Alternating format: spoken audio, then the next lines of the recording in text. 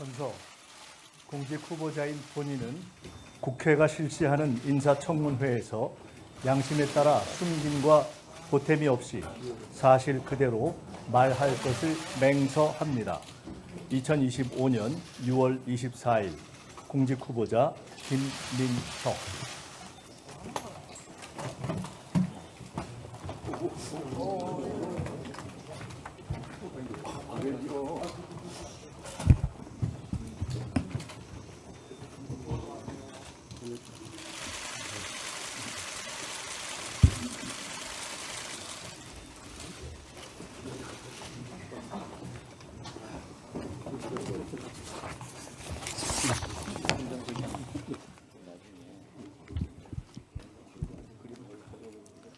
다음은 후보자의 모두 발언을 듣도록 하겠습니다. 후보자께서는 발언대로 나오셔서 인사해 주시고 모두 발언을 해 주시기 바랍니다.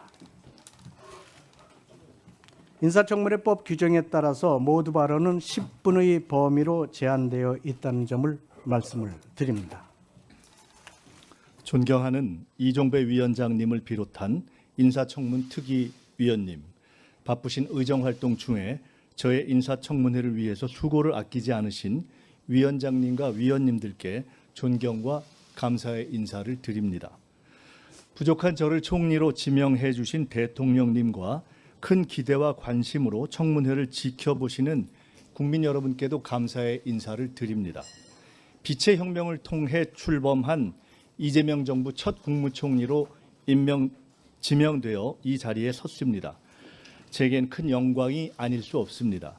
하지만 지난 겨울 한파와 눈보라에도 굴하지 않고 국민 주권과 민주주의를 지켜주신 국민 여러분의 기대에 부응하고 역사적 소명을 다해야 한다는 무거운 책임감이 더 크게 느껴집니다. 저는 총리로 지명된 이후 지난 20여일 동안 한편으로는 청문회에 성실히 임할 준비를 하면서 다른 한편으로는 새 정부가 어떤 방향과 속도로 일해야 하는지를 고민하고 성찰하는 시간을 가졌습니다.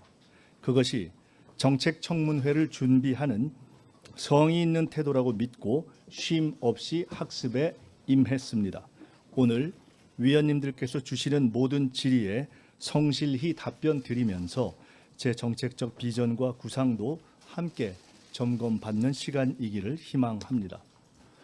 존경하는 청문위원 여러분, 대한민국은 지금 안팎으로 총체적 위기 상황에 직면해 있습니다. 12.3 불법 개혁의 부정적 여파는 정치, 경제, 사회, 외교, 안보, 문화 등 모든 분야에서 여전히 이어지고 있습니다.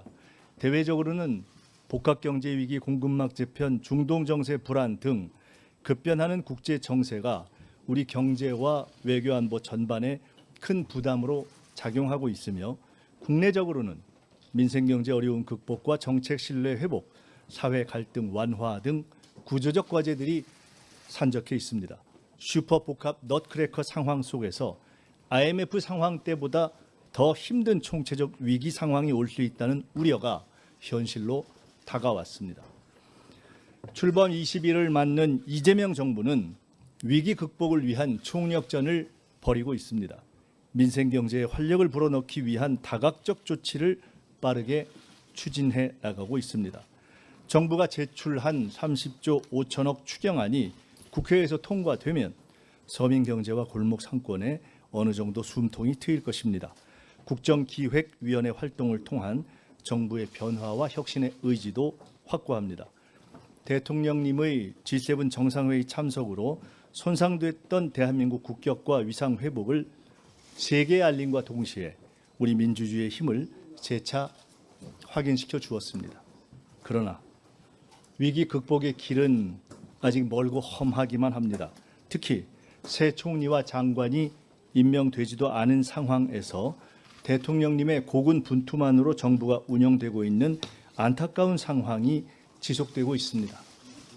속히 정부가 제자리를 찾고 제 역할을 다할 수 있도록 해야 합니다. 인수위 없이 맨바닥에서 맨손으로 시작한 정부가 빠르게 대한민국을 안정적 궤도로 올려놓기 위해서는 여야를 비롯한 정치권의 협조가 꼭 필요합니다. 오늘 이 청문회가 정부의 조속한 안정과 출발을 위한 시작점이 되기를 바랍니다. 존경하는 청문위원 여러분, 저는 과거 IMF 위기 시절 정부의 비대위 대변인을 한 적이 있습니다. 여러 경제정책을 다루고 민생 현장의 목소리를 경청했으며 위기 극복을 위한 지도자의 고뇌를 가까이에서 지켜보고 배울 수 있었습니다.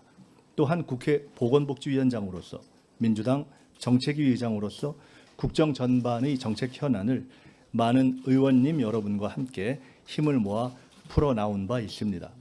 이러한 경험이 새로 출범하는 정부의 안정적 정착과 현재의 위기 상황 극복에 조금이라도 도움이 되기를 바랍니다. 저의 작은 힘이라도 보탤 기회를 주실 것을 고개 숙여 부탁드립니다. 오늘 인사청문회를 통해 제게 국무총리로 일할 기회가 주어진다면 항상 경청하고 소통하는 자세로 그 책임과 의무를 다하기 위해 최선을 다하겠습니다. 정치는 국가의 방향을 제시하고 행정은 국민의 삶을 바꿔야 합니다. 정치와 행정은 동전의 양면이라고 할 수 있습니다. 국무총리는 국가의 정치와 행정을 이끄는 대통령님을 보좌하여 내각을 이끄는 대국민 참모장입니다. 새로운 정부에 부합하는 새로운 모습의 총리가 되고자 합니다. 과거에 머무르지 않고 혁신하는 총리, 의전에 갇히지 않는 실용적 총리, 책상에서만 일하지 않는 현장형 총리, 일방적 지시가 아닌 경청하는 소통형 총리가 되고자 힘쓰겠습니다. 국민을 위한 국정의 방향 또한 제대로 정립해 나갈 것입니다. 첫째, 실기하지 않겠습니다. 향후 100일 동안 실행 가능한 정책들을 속도감 있게 추진하여 지난 정부에서 미흡했던 부분을 바로잡아 나가겠습니다. 국민 살림을 살피고 경기의 활로를 여는 것이 무엇보다 시급합니다. 고물가와 불경기로 어려워진 민생 살리기부터 시작하겠습니다. 둘째, 우선순위를 명확하게 하겠습니다. 현재 우리 앞에 당면한 위기의 실체와 근원이 무엇인지 명확히 파악하고 정확한 진단과 대처를 통해 우선순위에 따른 해결 방안을 모색해 나가겠습니다. 셋째, 대한민국 미래를 위한 성장 동력을 마련하겠습니다. 강력한 규제 혁신, 과감한 투자를 통해 AI, 반도체, 바이오 등 첨단 산업을 육성하고 향후 대한민국의 먹거리를 마련해 나가겠습니다. 넷째, 사회적 대화 모델을 구축해 나가겠습니다. 국민주권 시대에 걸맞게 국민 참여와 소통의 장을 확대하고 이를 제도화해 나가겠습니다. 존경하는 이종배 위원장님과 위원님 여러분, 이 청문회는 저 한 사람에 대한 자격 검증이자 동시에 새 정부가 국민 앞에 제대로 서기 위한 준비 과정입니다. 국민은 지금 빠르고 유능한 정부, 소통하고 책임지는 정부를 원하고 계십니다. 국가 위에서 충성하겠습니다. 정부 안에서 책임지겠습니다. 국민 곁에서 경청하겠습니다. 모든 국민을 아우르고 섬기는 모두의 대통령이 되겠다는 이재명 대통령님의 취임사 말씀의 정신을 따라 저 역시 모두의 총리로 모든 국민을 아우르고 섬기겠습니다. 오늘 청문회에서 이런 저의 각오와 함께 특위 위원님들의 검증에 성실하게 답변 드리겠습니다.